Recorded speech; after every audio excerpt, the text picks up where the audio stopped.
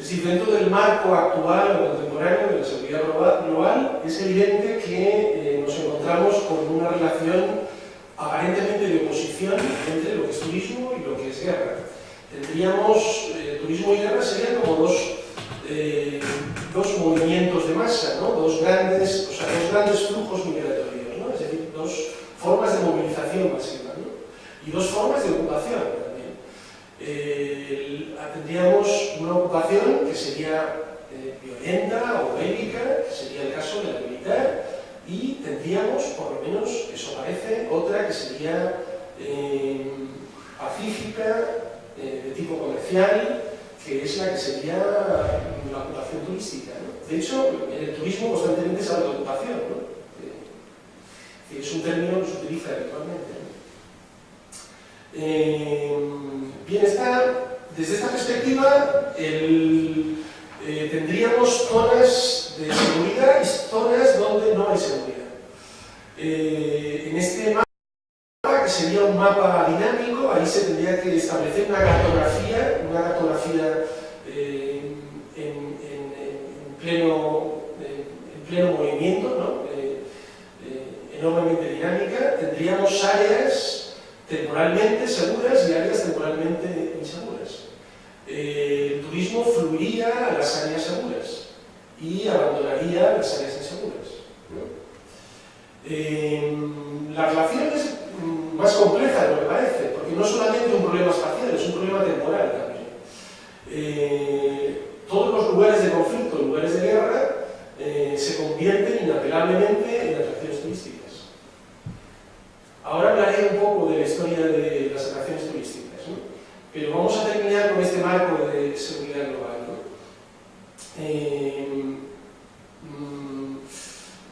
Podríamos decir, desde el punto de vista temporal, que no es fácil o que lleva su tiempo conseguir zonas de seguridad o zonas pacíficas, ¿no? Y en cualquier caso, cuando nos encontramos con una zona pacífica, que no nos debe caber duda de que se ha pacificado gracias a una guerra. Es decir, que todas las zonas pacificadas han tenido en un tiempo anterior conflictos sangrientos. De manera que en este esquema, en esta cartografía dinámica de la que hablamos, tendríamos zonas pacificadas que han sido anteriormente zonas de conflicto, que tienen una serie de lugares que se convierten en atracciones turísticas. Y muchos de ellos vinculados directamente a los campos de batalla, es decir, a las zonas de conflicto, ¿no? Después tendríamos otras zonas de conflicto, estas activas, es decir, digamos, peligrosas, a las que no acudiría el turismo, la industria turística, ¿no? Bien, este es el esquema que parece que responder al sentido común, pero no es cierto. Es decir, esto no funciona así.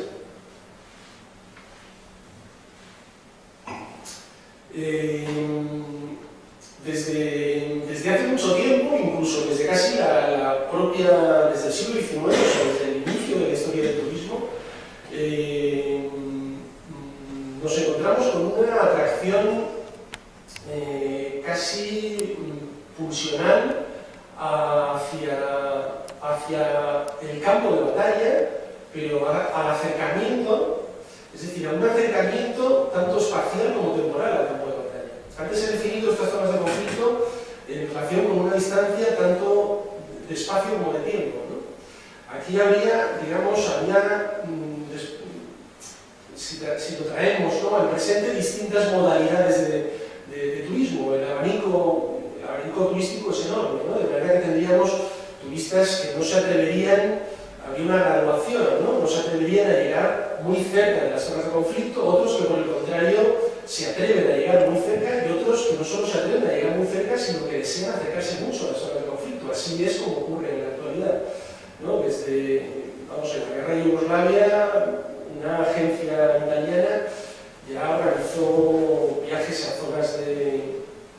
zonas bélicas en las que el destino no estaba fijado, precisamente porque dependía de la situación organización de la propia guerra, ¿no?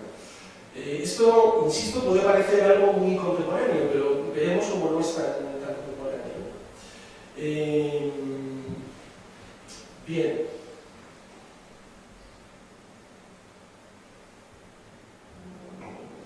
Como os decía, este marco de la seguridad global, que parece responder al sentido común de lo que es peligroso y de lo que no es peligroso, no responde, ¿no?, a la realidad. Las relaciones del turismo con la guerra son mucho más complejas, ¿no? Y si vamos a la propia historia del turismo, nos encontramos con que desde el mismo origen histórico de la industria turística, una de las primeras atracciones es precisamente Waterloo. Y ahora volvemos otra vez al vuelo de Moraes, ¿no? Una de las primeras agencias, bueno, la primera agencia turística es Cook, ¿no? Pero Hale es una de las primeras agencias turísticas inglesas. En 1854, Hale se estrena, es decir, inaugura su empresa con viajes organizados a Waterloo. Lo mismo ocurre con otras agencias inglesas de la década de los 50-60. ¿no? El turismo al campo de batalla de Waterloo creció tanto que se desarrolló todo un mercado de reliquias y souvenirs. Y la agencia Cook, que es la agencia históricamente, digamos, más importante y pionera, en 1915, en los folletos para sus clientes, les recordaba que cayeran en la cuenta de que esos souvenirs que compraban en el campo de batalla de Waterloo realmente estaban hechos en Birmingham, que les iba a salir mucho más barato comprarlos en Birmingham, que todas esas espadas, esos sombreros, esas medallas no respondían, ¿no?, a la realidad histórica, y que también, si alguno de los guías, estamos en 1915, la batalla de Waterloo fue en 1815, que si alguno de los guías les decía que había participado en la batalla, pues que tampoco se lo tomaran demasiado en serio, ¿no? A mí me interesa esto especialmente por el tema del decorado, es decir, por la rapidez con que el campo de batalla turístico, como atracción turística, desarrolla un decorado. Estamos dándole vueltas al tema de la obra de Moraes y estamos en Waterloo, ¿no? Ya en el siglo XIX el problema de turismo y guerra desata polémicas muy vivas, muy agitadas, ¿no? En la prensa de la época nos encontramos con artículos que reprueban la costumbre de ciertos turistas de acercarse, estamos otra vez en este tema del acercamiento, de acercarse en el espacio y en el tiempo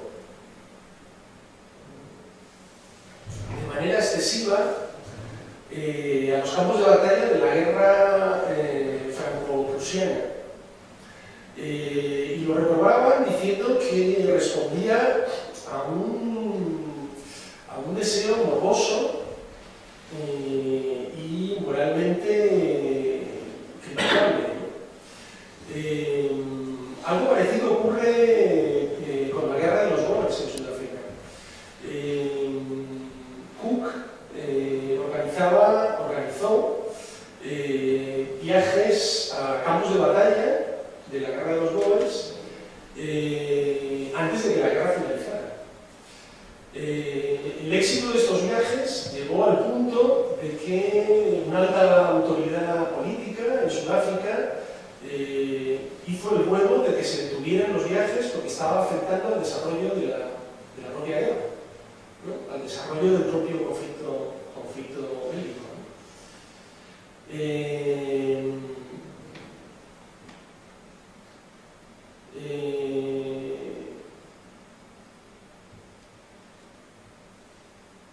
Bien, esto nos indica que hay una extraña vinculación entre guerra y turismo, ¿no? Por una parte, que es como suele verse, todas las zonas de conflicto conflicto, los campos de batalla, son lugares de atracción. Así ocurre después de la Primera Gran Guerra, después de la Primera Guerra Mundial, en el periodo de entonces se desarrolla un fenómeno peculiar, ¿no? Es una especie de doble movimiento turístico. Por una parte hay un turismo de ocio a los campos de batalla, también a los museos de guerra, que también se desarrolla gran cantidad de museos de guerra, y a los memoriales. Y por otra parte se desarrolla un turismo muy peculiar, que es el turismo de peregrinación. Este turismo de peregrinación desprecia el turismo de ocio. Y el turismo de peregrinación, aunque no está, digamos, los miembros que participan, ¿no?, de este turismo, los individuos que participan de este turismo, tienen un espectro muy variado, está vinculado con excombatientes, familiares, es decir, familiares que querían hacer el luto por fallecidos de los que no tenían cuerpo, y por, digamos, un cierto sentimiento nacional y también humanitario y educativo, ¿no?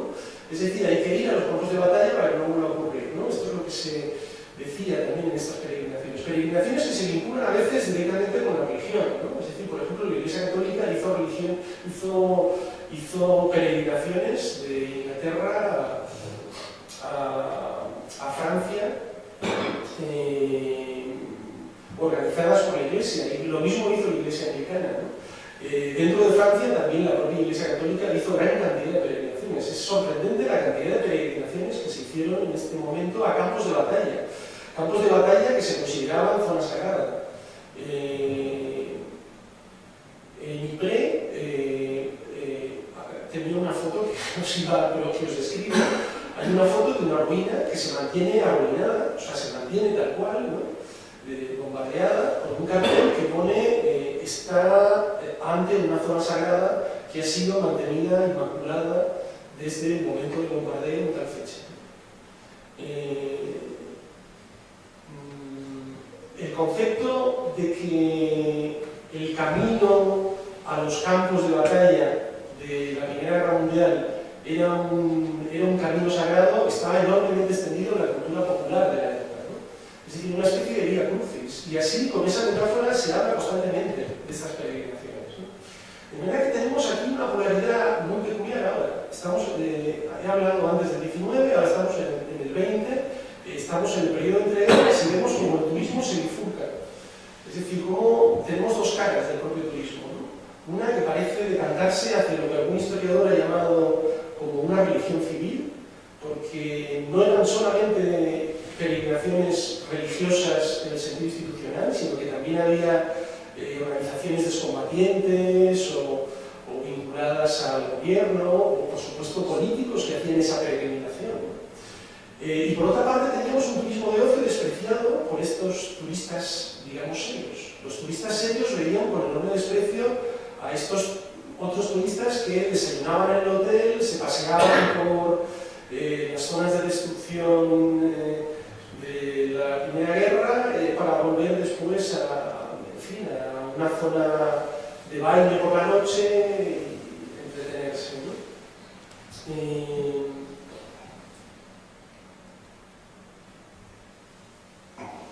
Bien, me interesa esta bifurcación entre lo sagrado y lo profano. Tenemos esta polaridad, ¿no? Hay un ejemplo que todos tendremos en la cabeza, que es de Salvar al Soldado Ryan, ¿no? Esta película, ¿no?, tan conocida, ¿no? Bien, en la película hay una escena muy inquietante, que no es ni ese pretendido realismo tan espectacular, ni tampoco los problemas morales que tiene esa partida, ¿no?, de militares que van a salvar a Ryan, etcétera, etcétera, ¿no? No es esto, es un gesto casi anodino, ¿no? El sargento de la patrulla en el día D, es decir, cuando se realiza la invasión de Normandía,